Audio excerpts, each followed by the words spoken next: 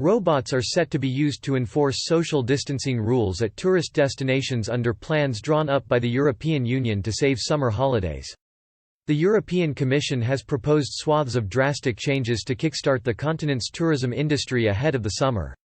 Under the blueprints, Brussels has recommended using cutting-edge technology, such as artificial intelligence, to ensure people are obeying tough social distancing rules at busy airports, attractions and resorts. As well as crowd management, Eurocrats have proposed tough new rules at airports to stop the spread of coronavirus. Terminals will be stripped of bars, restaurants and even seating areas as part of the post-pandemic changes to travel. Travelers using online check-in and e-tickets will be given priority ahead, while new luggage restrictions will also be enforced.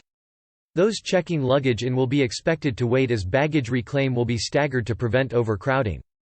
On-board planes, travelers will be expected to wear face masks and movements away from their allocated seats also restricted. It could involve requesting to use the toilet to limit the risk of infection to other passengers. Food and drink services could also be stopped to limit contact between travelers and the crew.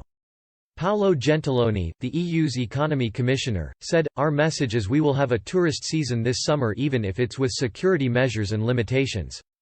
Hotels and resorts will also be expected to make a series of changes to their businesses before they reopen ahead of the summer. They have been told to introduce online booking facilities for busy areas, like pools and gyms, to ensure social distancing guidelines are followed. Warning systems are to be established that can alert travelers if there has been a fresh coronavirus outbreak in the area. Tourists will also be asked to download EU-wide track and trace applications for their mobile telephones.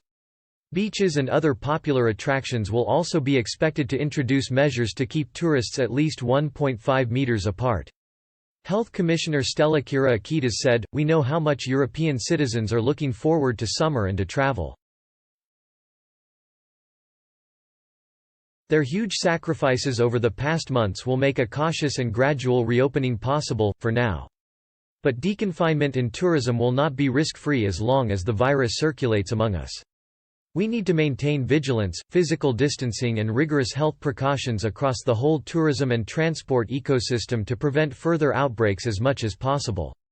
Brussels' plans are only voluntary, but many member states are expected to adopt them in order to reopen borders and kickstart their ailing tourism industries.